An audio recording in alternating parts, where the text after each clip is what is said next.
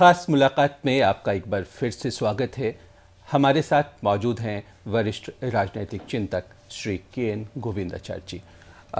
पूरा वक्त जो है वो सोशल मीडिया का है और आप हैं जो सोशल मीडिया के ख़िलाफ़ अलग जगा रहे हैं। न सिर्फ अलग जगा रहे हैं, दिल्ली हाई कोर्ट में बाकायदा आपने मुकदमा दर्ज कर रखा है गूगल और फेसबुक जैसी कंपनियों के ख़िलाफ़। क्या है ये पूरा मामला? देखिए, टेक्नोलॉजी तो एक उपकरण है, उद्देश्य सही के इस्तेमाल भी हो सकता है। चाकू है, आप सब्जी भी काट सकते हैं, गला भी काट सकते हैं, इसमें चाकू का तो दोष नहीं है ना। उसी तरह से सोशल मीडिया की टेक्नोलॉजी मनुष्य के लिए उपयोगी भी हो सकती है, नुकसानदेह भी हो सकती है। मेरा ये कहना है कि सोशल मीडिया सर्विसेज जो प्रोवाइड कर रहे हैं, जितने इंटरनेट सर्विसेज भी और भी, फेसबुक है, गूगल है, ट्विटर है, उनको भारत के कानूनों के प्रति जवाबदेह बनाया जाना चाहिए। एक बात, वो हमारे यूज़र्स के, सब्सक्राइबर्स का हर तरह से कमर्शियल यूटिलाइजेशन कर रहे हैं, इसलिए टैक्सेबल हैं, इसलिए उनको टैक्स देना चाहिए, इनकम टैक्स भी, सर्विस टैक्स भी। और तीसरी बात, उसके कंटेंट पर नज़र रखने के लिए हमें व्यवस्था होनी चाहिए, इसलिए सर्वर यहाँ लगाया जाना चाहिए। चौथी बात, जो एग्रीमेंट्स वो करते हैं उसका पालन उनको करना चाहिए। और ये 3-4 बातों के बारे में मैंने आग्रह करते हुए PIL दाखिल किया। अब देखिए, धीरे धीरे बात आने लगी, हाईकोर्ट के डिसीशंस भी जैसे आए हैं। हमारा कहना है कि देखिए, पब्लिक रिकॉर्ड्स एक्ट जैसा कहता है, सरकारी जो तंत्र है वो उनका इस्तेमाल करके डाटा बाहर भेजे, ये पब्लिक रिकॉर्ड्स एक्ट का उल्लंघन है। इसलिए सरकारी जो महकमे हैं वो सरकारी नेटवर्क का उपयोग करें। उसे अब वो आ गया है आदेश इसी प्रकार का, जो वैसे विदेशी सबका उपयोग करेगा 4 साल की सज़ा का प्रावधान है उसके लिए। मैंने कहा टैक्स है, अब टैक्स वो चुरा रहे हैं इतने वर्षों से, और अगर वही टैक्स दे दें तो भैया 1200 करोड़ 1400 करोड़ रुपया तो मिलेगा, वो टैक्सेबल है। उसे पर कंटेंट के बारे में हमारा कहना है, 13 साल से कम वाले को बनाया नहीं, 18 साल से कम वाले को पेरेंट्स की अनुमति से बनाया जाना चाहिए सब्सक्राइबर। तो ये व्यवस्था है वहाँ पर? ये व्यवस्था है ऐसा कहते हैं। हमको अगर कोई शिकायत है, हम कहाँ जाएँ आप बताइए? आप कहेंगे कि नहीं, आयरलैंड में हमारा दफ्तर है। ग्रीवांस रिड्रेसल के लिए कोर्ट ने कहा है उनको, प्रावधान आप करिए। हम चाहते हैं कि भैया हर ज़िले में, भारत इतना बड़ा देश है, सबसे बड़ा मार्केट भी उनके लिए भारत ही है आज, तो ज़िले में ग्रीवांस रिड्रेसल के लिए तो वो व्यवस्था रखें, तो फिर भारतीयों को उसमें रोज़गार मिलेगा, सर्वर यहाँ रहेगा, रोज़गार, अकाउंटेबिलिटी दोनों रहेगी। हमारी लड़ाई तो इस बात की है। तो आपको लगता नहीं गोविंद जी, अभिव्यक्ति की स्वतंत्रता जो है उसको एक बड़ा मंच मिल रहा है इसमें कोई सोशल मीडिया से? बाधित भी नहीं है ना। हम कहाँ कह रहे हैं बाधित हो, टेक्नोलॉजी का इस्तेमाल हो, ज्ञानवर्धन के लिए हो, जानकारी के लिए हो, संस्कारों के लिए नहीं। जैसे पिछले चुनाव में भी आपने सवाल उठाए कि कांग्रेस और भाजपा जो धन दे रही है सोशल मीडिया को कैंपेन के नाम पर, उसकी जांच होनी चाहिए, आरबीआई को नजर रखनी चाहिए। मैं कह रहा हूँ, इसलिए चुनाव आयोग ने भी इस बात को एडमिट किया। हमारा इतना ही कहना था कि देखिए, प्रत्याशी हैं, 4-6 आईडीज बनाकर क्यों काम करें? एक्चुअल उनकी आईडी कौन सी है, आपके पास कम से कम रजिस्टर्ड होना चाहिए, और उस आईडी से किया जा रहा जो विज्ञापन है वो भी चुनाव खर्च में शामिल होना चाहिए। और चुनाव आयोग ने इस बात को माना भी। इस बार के नॉमिनेशन में प्रत्याशियों के उन्होंने स्पेसिफिक आईडी कौन सी आपकी अकाउंटेबल है बताइए, ये कहा है। हम तो चुनाव आयोग को और ताकतवर बनाने की बात कर रहे हैं। पर अरविंद केजरीवाल हों या नरेंद्र मोदी, दोनों ही सोशल मीडिया का बेहतर इस्तेमाल कर रहे हैं या करना जानते हैं, उसकी वकालत भी करते रहे हैं लगातार। तो इसमें हर्ज नहीं है ना। इन्फॉर्मेशन पर्कुलेशन का, ट्रांसमिशन का सबसे अच्छा रास्ता अगर वो है तो उसको उतना ही जवाबदेह बनाना ये सरकार की जवाबदेही है, चुनाव आयोग का कर्तव्य है।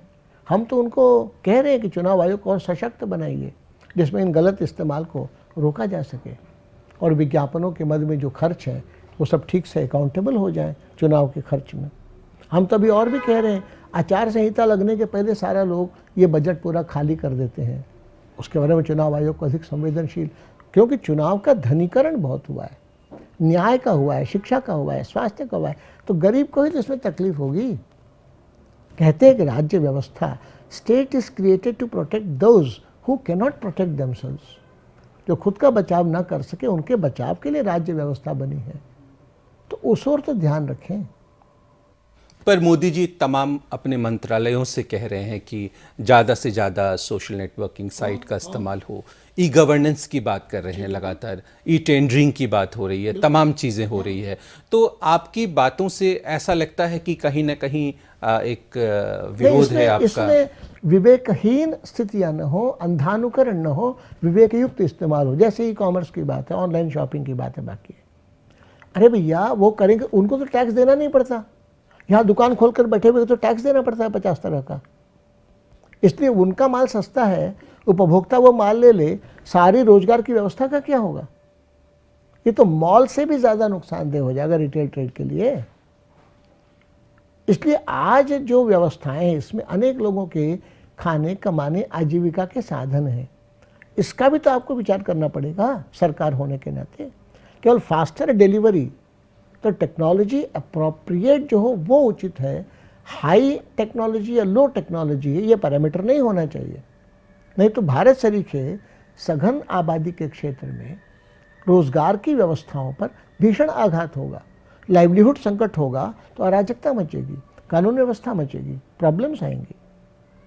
तो इन बातों का विवेक युक्त इस्तेमाल होना चाहिए, मेरा इतना ही कहना है। तो गोविंदाचार्य के ट्विटर अकाउंट से हम कब वाबस्ता होंगे? मैं मानता हूँ कभी भी मुझसे जितने लोग बात करना चाहते हैं, बात तो हो ही जाती है। हाँ, मैं मॉडर्न टेक्नोलॉजी के इस्तेमाल के विरोध में नहीं हूँ, केवल विवेकपूर्ण होना चाहिए। ट्विटर जैसे अभी बात है, मुझे अभी उसकी आवश्यकता नहीं लग रही है।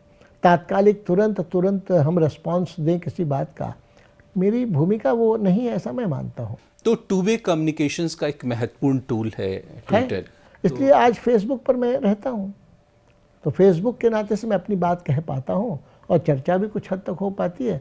मेरे लिए मैं अभी इसको पर्याप्त मान रहा हूँ। ज़रूरत पड़ेगी तो टेक्नोलॉजी के इस्तेमाल करने में कोई परहेज़ नहीं है। गोविंद जी, राष्ट्रीय स्वयंसेवक संघ की बात करें, आपने पहले भी कहा था कि जब अटल जी की सरकार आई केंद्र में, तो आपने कहा कि संघ उस वक्त कमज़ोर होता जाता है या कमज़ोर होता है उसका पूरा वो, जब केंद्र में सरकार होती है हमारी। नहीं, मैं इतना ही कहता हूँ कि ध्येयवाद आदर्शवाद का आग्रह कम न हो। कई बार सत्ता के संपर्क में आने से संघ दोष आता है, इसलिए संघ के अपने कार्य में व्यक्ति निर्माण की विधि में जरा भी ढिलाई ना हो, ये ज़रूरत है। सत्ता का अपना स्वभाव है, ग्लैमर एंड पावर। सत्ता की विशेषता है तंत्र की विशालता, साधनों की विपुलता, लेकिन विकार भी है एकाधिकार, सर्वाधिकार और कालक्रमेण भ्रष्टता। इसलिए सत्ता का उपयोग समाज के लिए हो और सत्ता से दूरी भी बनी रहे, संघ के हर कार्यकर्ता का ये दायित्व है। लेकिन हालिया दिनों में जिस तरह संघ राजनीति के मुख्य मंच पर आ गया है, खुद अवतरित हो गया है, कभी कहा जाता था कि एक डोर की तरह मतलब भाजपा को संचालित कर रहा है, लेकिन अब खुद के रंगमंच पे आने के बाद आपको लगता है चीज़ें बहुत ब्लैक एंड वाइट में नज़र आनी है? मुझे ऐसा, सच कहे तो मुझे ऐसा लगा ही नहीं, मुझे ऐसा नहीं लगा। संघ प्रमुख का भाषण लाइव हो रहा है, उनके कार्यक्रमों में मुकेश अंबानी और आनंद महिंद्रा उनके बगलगीर होकर बैठ रहे हैं, तो वो सारी चीज़ें कहीं ना कहीं उस पूरे सिस्टम में आ रही हैं। ये बात ठीक कह रहे हैं। इसमें मैं ऐसा मानता हूँ, जैसे नानाजी देशमुख थे, नानाजी देशमुख के उद्योगपतियों से सर्वाधिक संपर्क थे और फंड रेजर के काम भी नानाजी करते थे, लेकिन उन्होंने ध्यान रखा कि उनको जनसंघ का प्राथमिक सदस्य भी नहीं बनाया। तब में और अब में ये एक बदल जरूर आया है कि बड़े बड़े उद्योग घराने के लोग ज़्यादा रबिंग द शोल्डर जिसको कहा जाता है उसमें ज़्यादा हैं। जितना संभव है संस्कारों तक अपने को सीमित रखा जाएगा तो संघ की अंदरूनी ताकत और नैतिक ताकत और बढ़ेगी।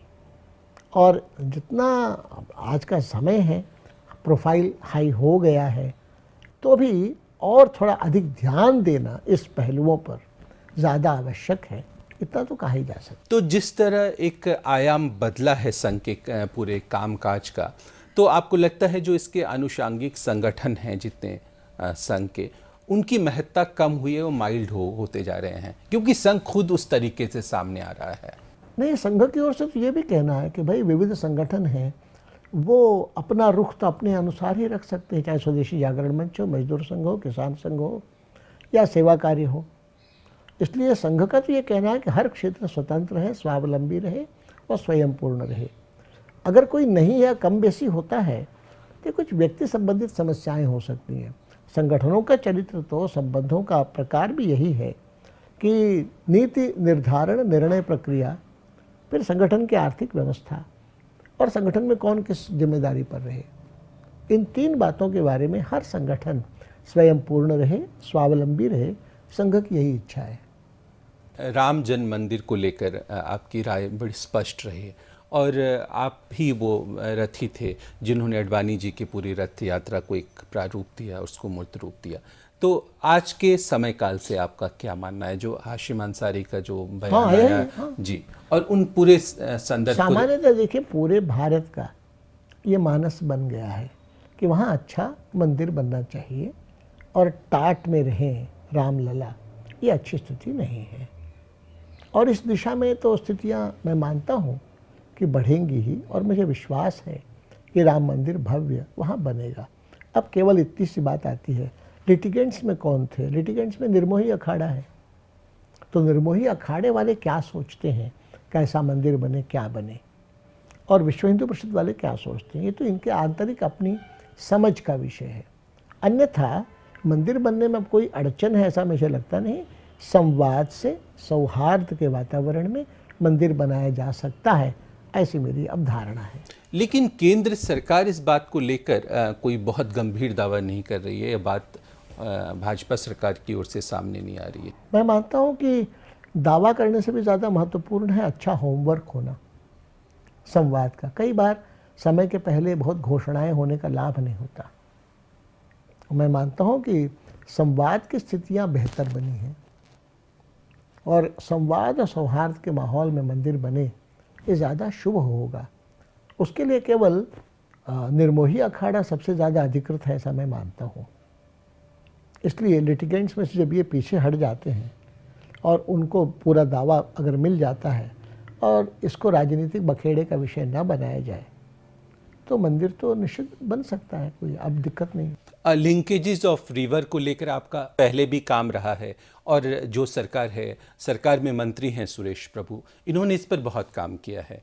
तो आपका क्या मानना है मौजूदा प्रारूप? मैं मानता हूँ कि देखिए लिंकिंग रिवर्स बहुत पेचीदी बात है और मैं उसको बहुत ज़रूरी ही नहीं मानता हूँ। मैं मानता हूँ कि इसके बहुत ही इकोसिस्टम से संबंधित पहलू हैं। कुल पानी है ही कितना, कहाँ देने लायक, फिर विंध्य की पहाड़ियों का क्या होगा, ये पूर्णतः अव्यावहारिक बात लगती है। केवल छोटी छोटी सहायक नदियों की जहाँ एक्वा सिस्टम भी समान हो, कुछ पहले प्रयोग करने चाहिए, उसके परिणाम 10 साल देख। तो ये साबरमती का प्रयोग को आप सफल नहीं मानते? क्या मानेंगे हम? साबरमती में नर्मदा का पानी डाला गया ना भैया। साबरमती नदी के पुनरुज्जीवन की बात कहाँ हुई? पुनरुज्जीवन के लिए जो इकोसिस्टम अनुकूल बनाया जाना चाहिए उसकी बात कहाँ हुई? सूखी साबरमती का नर्मदा का पानी डालकर सौंदर्यीकरण ही तो हुआ। इसको नदी पुनरुज्जीवन कैसे कहा जाएगा? नदियों को पुनरुज्जीवित करने का शास्त्र ही अलग है। उस दिशा में काम होने की ज़रूरत है। ऐसे में cart before the horse situation और हड़बड़ में करना, तो act in haste and repent in leisure की स्थिति बनना, इसका तो कोई उपयोग नहीं है। बाद में कहना हमने तो इतना सरकारी धन लगा दिया इसलिए होना ही चाहिए। ऐसा ही टेहरी के बारे में भी हुआ था और सुप्रीम कोर्ट और बाकी ने जजमेंट यही दिया, भैया पैसा इतना लग गया है, अब इसका क्या करें। ये तो ठेकेदारों की रणनीति होती है। तो जो सेतु समुद्रम की बात हो रही है और उसको लेकर तमाम तरह की बातें उठ रही है कि इकोसिस्टम के लिए ख़तरा है, समुद्री जीव जंतु के लिए बहुत बड़ा ख़तरा, और श्रीलंका में बाढ़ आ सकती है, उसको लेकर मतलब जलमग्न हो सकता है श्रीलंका। फिर भी 1 लाख करोड़ का पूरा प्रोजेक्ट जो सरकार इसके लिए अभी नया रास्ता की खोज चली है ना जी, 12 तो फीट उसको चौड़ा करके। हाँ, इसलिए राम सेतु को डिस्टर्ब बिना किए चले अभी। और इसमें मैं फिर कहना चाहता हूँ, कॉस्ट बेनिफिट रेशियो देखने की ज़रूरत है ना। अरे भैया, कितने बड़े जहाज आएंगे और ये रास्ता कितना मैरीटाइम में, कितना ट्रेड के लिए उपयोगी है, और जो बड़े बड़े जहाज दूसरे देशों के हैं वो इस रास्ते को कितना अपनाएंगे, उससे उनकी कितनी बचत होगी, इन सब का बिना इवैल्यूएशन किए कई बार फैसिनेटिंग आइडियाज़ के आधार पर काम अगर होगा तो ठीक नहीं होगा। रैशनल विचार किए जाने की ज़रूरत है। कॉस्ट बेनिफिट रेशियो आज ही नहीं, 20 साल बाद क्या होगा इसका। मैं भारत में ऐसा मैंने बहुत बार देखा कि बड़े प्रोजेक्ट यानी बड़े ठेके यानी बड़े कमीशन, इससे प्रेरित होकर ऐसी बहुत सी परियोजनाएं बनी जिसका कॉस्ट बेनिफिट रेशियो बाद में 20 साल बाद इवैल्यूएट करिए। ऐसे मैं निवेदन करता हूँ हमेशा ही। जॉन परकिंस ने किताब लिखी confessions of an economic hitman. ये तो ऐसे सब्जीबाग दिखाएंगे पहले, रियलिटी चेक जब बाद में होगा ना, अपने हाथ में कुछ नहीं रहता और दूसरी जगह पर वो ऐसे लोग शोषण करते हुए दिखाई पड़ते हैं। एक बड़ा खेल है। गोविंद जी, आप हमेशा कहते रहे हैं कि देश के समक्ष सबसे बड़ी 3 चुनौतियां हैं, क्रिएटिव, इंटेलेक्चुअल और एजुटेशनल। इसके बारे में थोड़ा बताइए हमें। हम यही कह रहे हैं, हमारे बहुत से साथी हैं जो बौद्धिक गतिविधियों में रुचि रखते हैं। उन लोगों ने भारत परस्त गरीब परस्त नीतियाँ गढ़ना छोटे छोटे विषयों में, इसमें लोग लगे हैं। उसमें centre for policy studies Delhi में है, चेन्नई उसका बेस था। उस प्रकार कौटिल्य शोध संस्थान, ऐसे और भी है। सबको जोड़ने की कोशिश मैं करता हूँ।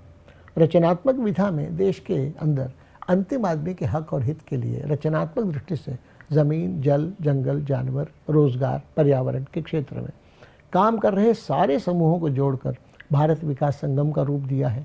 उसी का अब अगला बहुत बड़ा कार्यक्रम भारतीय संस्कृति महोत्सव के नाते कोल्हापुर ज़िले में कनेरी नाम के स्थान पर सिद्धगिरी मठ के प्रांगण में 60 एकड़ से ज़्यादा की ज़मीन है। वहाँ जीवंत कृषि प्रदर्शनी, और मैं मानता हूँ कि गुलबर्गा में जैसा था उससे अच्छा 3 साल बाद इस बार ये महाधिवेशन होगा। इसके लिए क्या तारीख मुकर्रर की गई है? 19 से 25 जनवरी तक सब लोग जुटेंगे। देश भर से विशेष तौर पर 22, 23, 24 को भी जुटेंगे। उसमें कृषि की जीवंत प्रदर्शनी भी रहेगी और मैं मानता हूँ कि 1,500 एक्टिविस्ट ग्रुप्स इस बार उस कार्यक्रम में आएंगे और उसमें से ही हमारा गांव, हमारा देश, हमारा ज़िला, हमारी दुनिया, सबको भोजन, सबको काम। और सामाजिक पहल के नाते समाज आगे, सत्ता पीछे, तभी होगा स्वस्थ विकास। ज़िले का साधन, ज़िले की मेहनत, ज़िले की प्रतिभा, इसका उपयोग कर ज़िले में वहीं सबको भोजन, सबको काम तो मिले, ये लक्ष्य है। और आंदोलनात्मक समूहों को जोड़ने के लिए राष्ट्रीय स्वाभिमान आंदोलन, मैं मानता हूँ कि पिछले 10 वर्षों में हम अध्ययन अवकाश पूरा होने के बाद एक स्थिति में अब पहुँचे हैं और इस बार का जो भारत विकास संगम होगा वो आगे गति को बढ़ाएगा, ऐसा लगता है। गऊ और गंगा को लेकर आपकी बहुत सारी योजनाएं हैं, उस पर काम करेंगे, तो क्या है वो? मैं मानता हूँ कि गंगा जी निर्मल तब रहेंगी जब अविरल होंगी, अविरल तब होंगी जब पानी होगा। आप पहले टेहरी से, बाद में हरियाणा में हथनी कुंड से और बाद में नरोरा से सारा पानी बाहर खींच ले जाएं तो मनुष्य के शरीर में से रक्त तो आप निकाल लें और शरीर स्वस्थ हो ऐसा आप चाहें, ये जैसा असंभव है। वैसे ही पानी न रहे, एनवायरमेंटल फ्लो आप सुनिश्चित ना करें और चाहें कि निर्मल हो जाए नदियाँ, ये तो हवाई सपना होगा। तो मेरा ये कहना है कि देश की कृषि नीति, सिंचाई नीति, ऊर्जा नीति, पर्यावरण नीति, परिवहन नीति, स्वास्थ्य नीति गंगा जी के अनुकूल बननी चाहिए, तब गंगा जी ठीक रहेंगी। इसके एक समीचीन समीक्षा की ज़रूरत है। मैं मानता हूँ कि अभी तक जितना हुआ है उन्मुक्त उपभोगवाद और बाज़ारवाद का शिकार हुआ है ये सारी व्यवस्थाएं, और परिणाम भुगत रहे हैं सामान्य जन और परिणाम भुगत रही है प्रकृति, गंगा जी हो या गाय हो। भारत की अर्थव्यवस्था की दृष्टि से भी गाय का महत्व है। पर्यावरण, आर्थिक पक्ष और आस्था पक्ष, तीनों के आधार पर आप देखेंगे तो गौ की रक्षा हो, और रक्षा अगर होनी है तो कृषि नीति, सिंचाई नीति, ऊर्जा नीति, परिवहन नीति, पर्यावरण नीति, स्वास्थ्य नीति गाय के अनुकूल बननी पड़ेगी। उसी दिशा में मुहिम चल रही है और मैं मानता हूँ कि 500 साल से चला आया हुआ मनुष्य केंद्रित विकास की अवधारणा को अब चुनौती मिल रही है और प्रकृति केंद्रित विकास, यही अधिष्ठान बदल, change of paradigm, shift of paradigm, यही आगे का रास्ता नया बनाएगा जिसमें भारत की अपनी अहम भूमिका होगी। एक आखिरी सवाल, एक नई किस्म की राजनीति की आप बात करते रहे हैं, तो इसका स्वाद देश की जनता को कब चखने को मिलेगा? बहुत प्रयोग चलते रहते हैं। कई बार तो क्या होता है कि परिस्थितियों में ही ब्रेक थ्रू इतना अच्छा मिल जाता है, कई बार वर्षों मेहनत करने के बाद भी नहीं बन पाता। पॉलिटिक्स एक होलिस्टिक फिनोमेनन है, पॉलिटिक्स में तात्कालिकता भी है। इसलिए मैं ऐसा मानता हूँ कि वैकल्पिक राजनीति के बहुत से लोग प्रयोग कर रहे हैं, उन प्रयोगों में से सीखते चले। जैसे उदाहरण के लिए देखिए ना, महाराष्ट्र में बच्चू भाई कडू इस बार भी जीता। बच्चू भाई कडू निर्दलीय जीता। क्यों जीता? क्योंकि अपने क्षेत्र में उसने ब्लड डोनर्स की संख्या हज़ारों में पहुंचाई हुई है। ऐसे बहुत लोग अभी अच्छे अच्छे लोग राजनीति में भी काम कर रहे हैं। उन सबको जोड़ना, सज्जन शक्ति का रूप देना, ये भी होता चलेगा। और मुद्दों और मूल्यों के आधारित पर अगर मूवमेंट चलाएंगे, उसमें से जो राजनीतिक ताकत उभरेगी वही शुभ होगी, गठबंधनों की नहीं, सत्ता शीर्ष के गठबंधनों की नहीं, ऐसा मैं मानता हूँ। तो मुद्दों और मूल्यों से उभर कर एक राजनीतिक ताकत कब हमें प्राप्त होगी, ये देखना दिलचस्प रहेगा। ख़ास मुलाकात में आज बस इतना ही। ये थे श्री के.एन. गोविंदाचार्य जी। हम अगली बार किसी नई शख्सियत के साथ आपके समक्ष हाजिर होंगे। मैं त्रिदीप रमन आपसे अनुमति चाहता हूँ। नमस्कार।